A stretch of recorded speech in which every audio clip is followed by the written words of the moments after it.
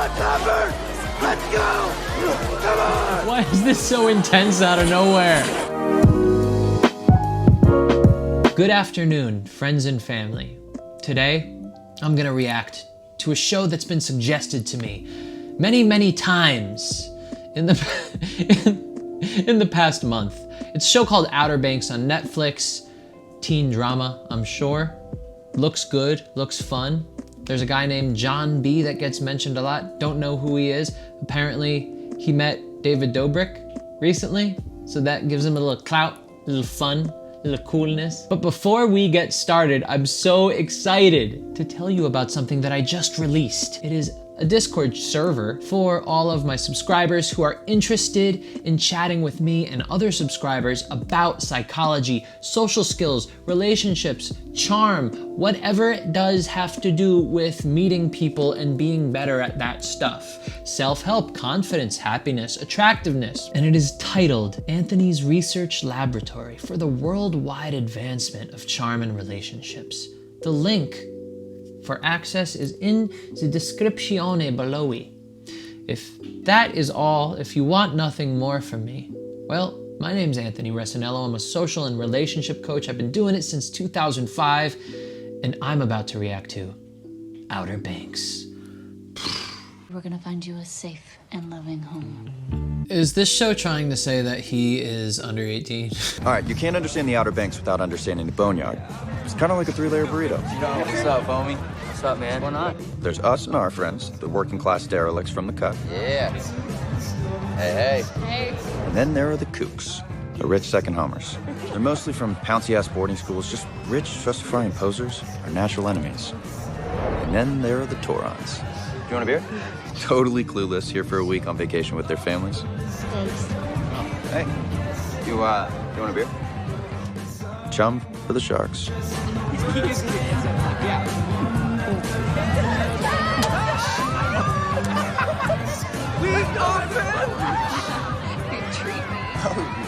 This is so funny. This show is reminding me so much of when I was a kid. I was a teenager and my summers were spent at the Jersey Shore, and you know, it was me and the other people that lived in the town that have known each other since we were kids, and then we would all be meeting new friends, new girls, having parties on the beach every night, and meeting the different tourists that were coming in that week or that month.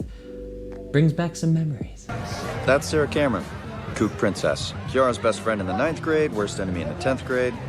I work on her dad's boat, so, you know, I've seen her around. And then that's Topper, her not so pleasant boyfriend. Topper actually thinks pugs were bred to mow lawns.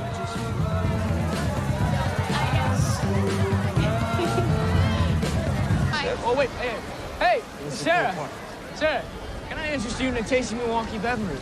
No, thanks. Oh, come on, is it not fancy enough for you? Hey, you know what? I'll take it. Thank you, man. I So you appreciate it. suggested that, Topper, but I didn't ask you. Now, if you said pretty please, maybe. Oh, but pretty you didn't. please. Yeah. Pretty so, please? Sarah, I promise. No, so she doesn't want to you. This would never ever happen. When people are at a party and somebody is just offering a girl a drink, no boyfriend is gonna get so like domineering and like overly protective and then and then throw the drink in the guy's face. It's so unrealistic. Back when I was a kid and we were having beach parties every night, nobody cared about, oh, you're talking to my girl. Everyone was friends and everyone connected. And if you were at the party, if you acted weird to one of us, you were kicked out of the party. There was no like bad blood. Hardly, I don't think there was ever a fight on the beach once. you're so funny, man. You're Dirty pokes. John B, we're supposed to be incognito, remember? Beep. Oh! Christ, the guy! Hey, John B, don't make me drown you like your old man, all right? Come on, Topper! Let's go! Come on! Why is this so intense out of nowhere? He's drowning him.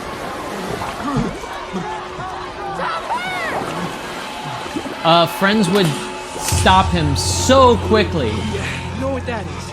You don't move, You gotta go! JJ! Stop! JJ! Put the gun Did you down! say something, princess? We're good. Put the gun We're down! good. We're good. All right? Come on, man. Can you check your psycho brain? Why has this gotten so out of hand? Up boy, start the army!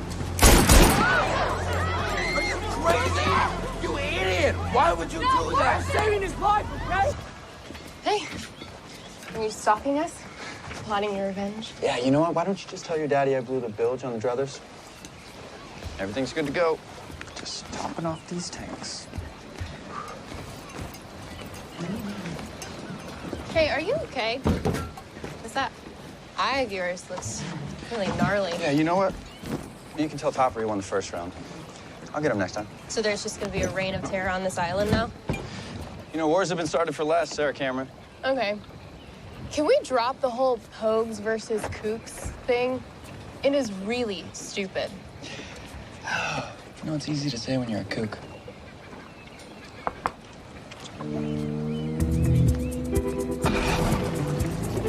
I like John B's personality. I could see why people like him. He's calm, he's relaxed, he seems like he's in control of his life. I could tell that he has some demons that he is kind of scared to express to people, and especially his friends, obviously. But for the most part, he seems pretty stable, pretty relaxed, pretty in control of everything. But there is nobody that deals with a death of a family member so close to him so recently and acts so relaxed like that. So if there is not a scene somewhere in this series where he breaks down, it's just up to bad writing. This guy is bound to pop and lose it at one point. It really does seem as though life just doesn't go well for him, and he just takes it in stride and just has a fun time, and it stays positive and independent despite of all those things, which are admirable qualities. Let's see how it moves forward. I like shows like this where they are slowly building a real story. Cool. Just drop these off. Yeah, in the middle of the room is fine. Yeah, this is pretty much what he told me to do. Bye. Actually, you know what? What exactly were you gonna tell your dad? Nothing much, just that you poached our scuba gear. Okay, look. I borrowed it for a few hours, okay? And then I brought it back intact and unharmed. Minus air. Look, please don't tell him, okay? He'll fire me. So what are you gonna do? Pull a gun on me? Okay, I didn't know JJ was gonna do that. That's convenient to believe.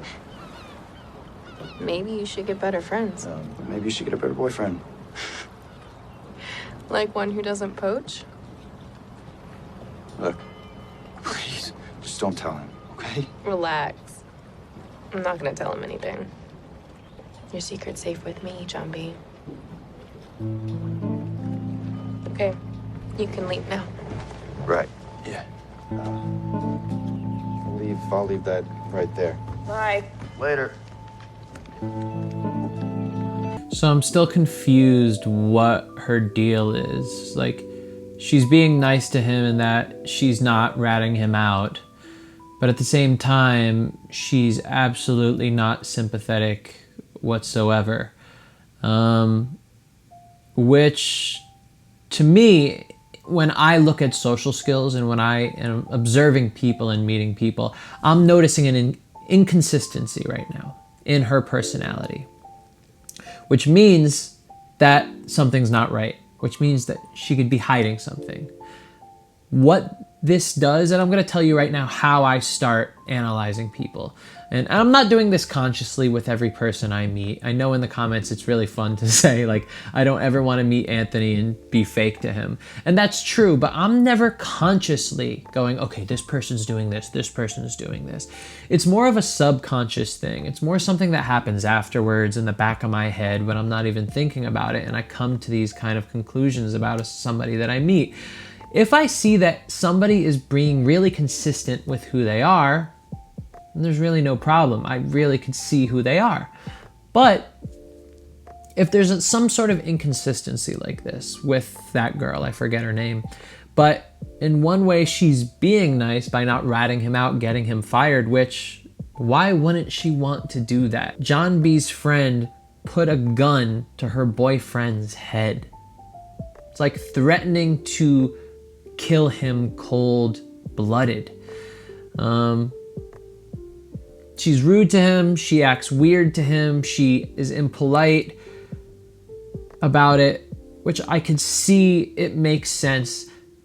At the same time, John B really had no part in this whatsoever. He was kind of just thrown into this situation getting his ass kicked. But then to be nice to him is weird. Why wouldn't she just say, hey, what are you doing? I'm calling my dad right now. Get the fuck off my boat. I know you work for him, but you did some pretty fucked up shit and now you're doing more to my family and their stuff. This is not cool. You're fired. That is consistent behavior from this dynamic between them. So she's acting kind of sassy to him. She's not being overly bitchy, right? She's just acting kind of sassy to him. And then she goes, your secret's safe with me, while still keeping the sassiness.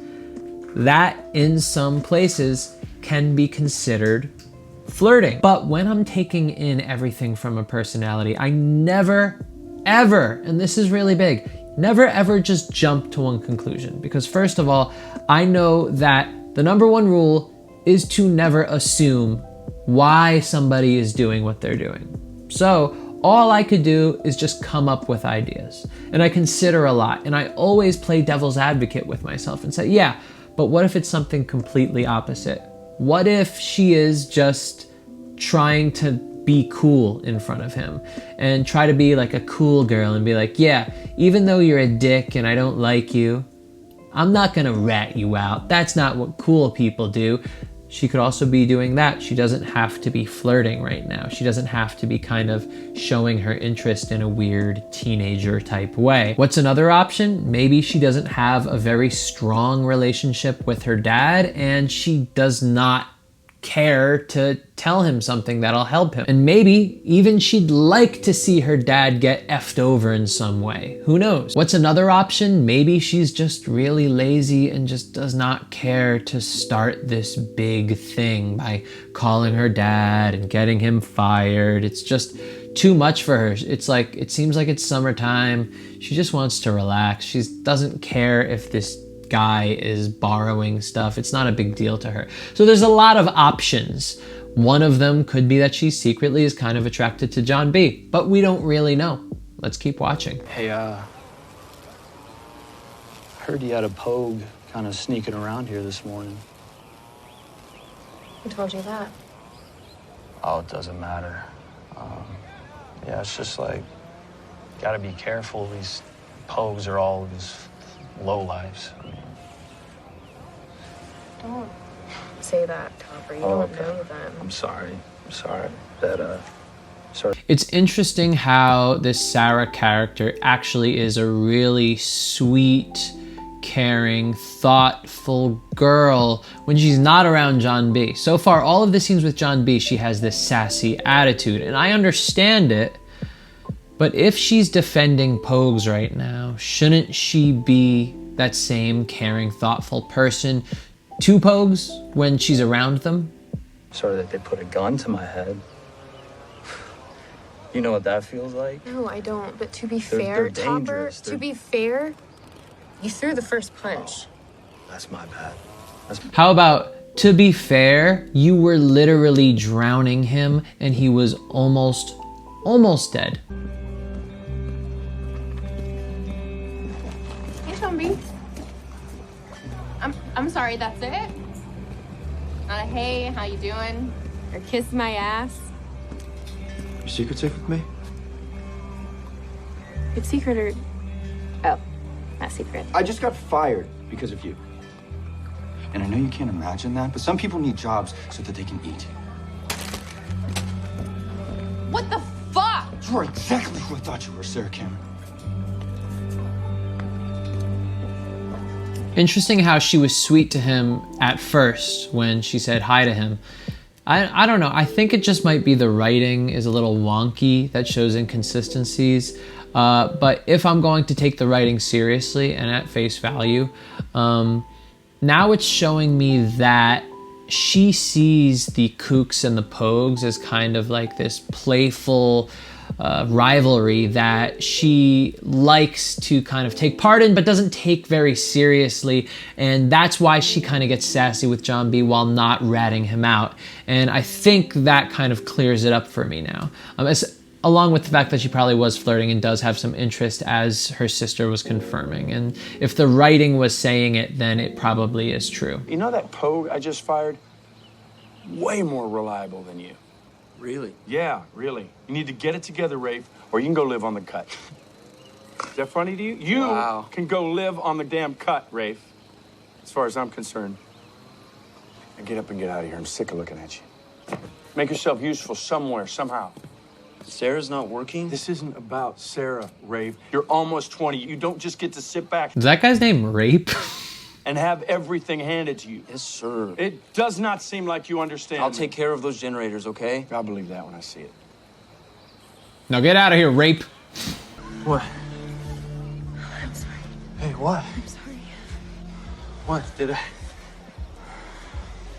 Hey, did I do something? No, What's wrong?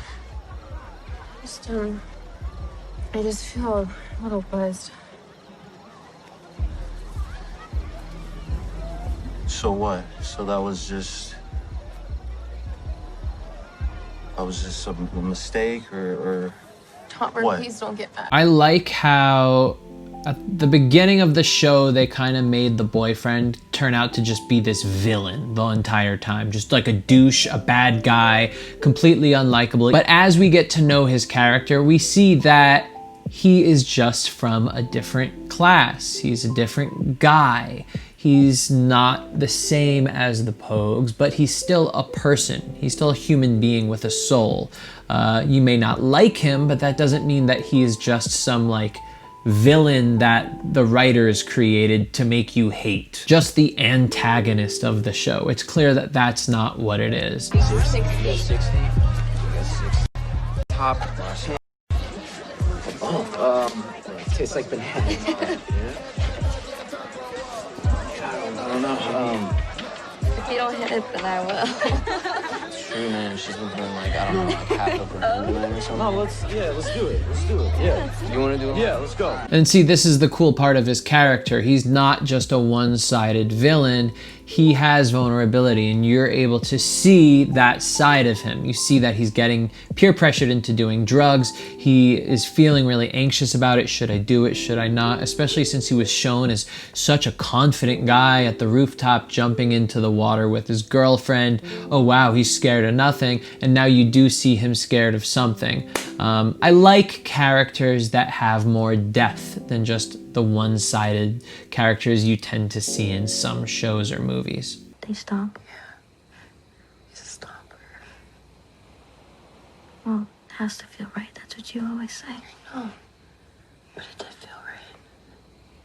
He was so sweet the entire day. Well, why didn't you then?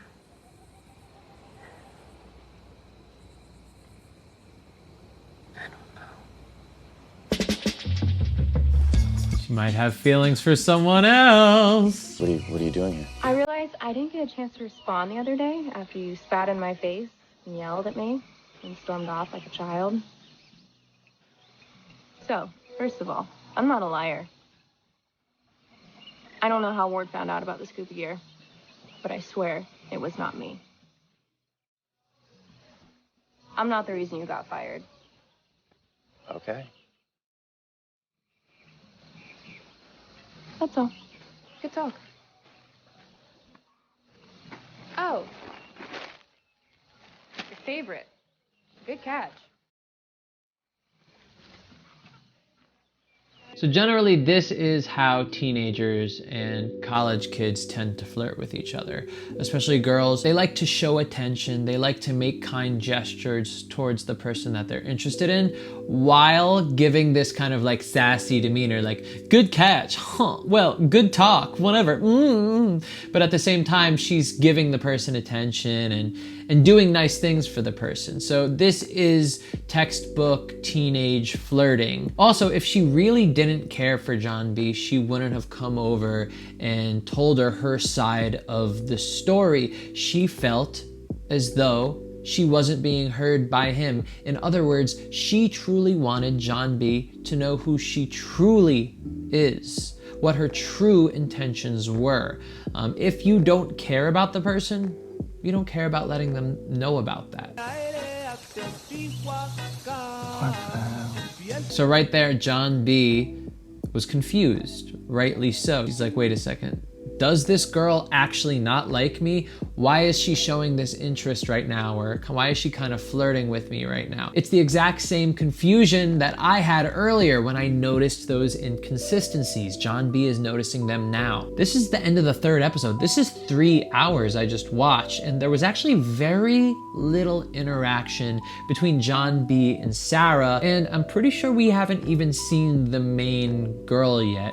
I don't know much about the show. I've seen some clips, but I think there's another girl that's supposed to come in to the series. Let me know in the comments if I'm right or if I'm wrong. So far, I only see Sarah, Sarah's boyfriend, and then John B in this kind of love triangle that's popping up between the two classes. So I actually thought I was gonna be able to sink my teeth into some real interactions of flirting, socializing, starting relationships, but this is quite a slow burner, and that's interesting to me. I just wish the scenes were longer. They're only really interacting in passing. There's not a lot of long conversations where you could really analyze what's going on.